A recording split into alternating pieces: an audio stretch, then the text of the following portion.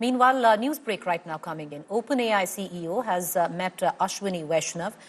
Sam Altman stressed India's pivotal role in the global AI landscape, stating that the country should be one of the leaders in AI revolution. Altman acknowledged India's growing role in artificial intelligence as OpenAI faces new competition and legal challenges in the country.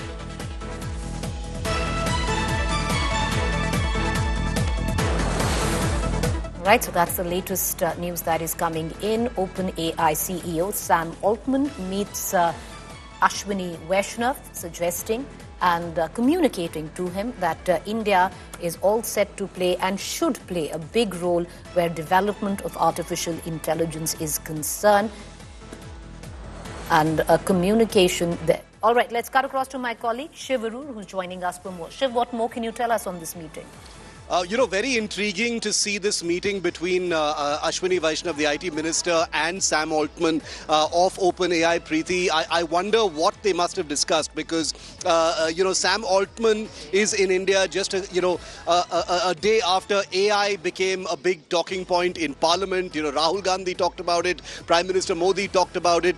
We've just seen Sam Altman's OpenAI, which is widely acknowledged as the progenitor of AI as far as the world is concerned, be humbled by DeepSeek in China. So it's a very, very interesting space. But a question that most people have been asking is, why has India been left behind? We saw Satya Nadella of Microsoft arrive in India recently to announce hundreds of billions of dollars of investment in AI in India. Sam Altman now meeting the Indian minister now suggests that, the Indian market is going to be a priority area for these AI giants across the world. My only concern would be, is this really going to be only about a market for AI, or is there going to be some real innovation that will happen from here in India? Remember, the big AI war is widely acknowledged to be being fought now between the United States and China.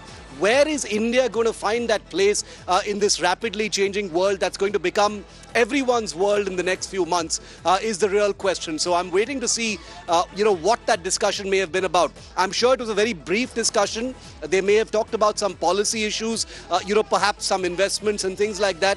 But I think the larger picture is going to be what companies like OpenAI will really do when it comes to putting their money where their mouth is as far as India is concerned.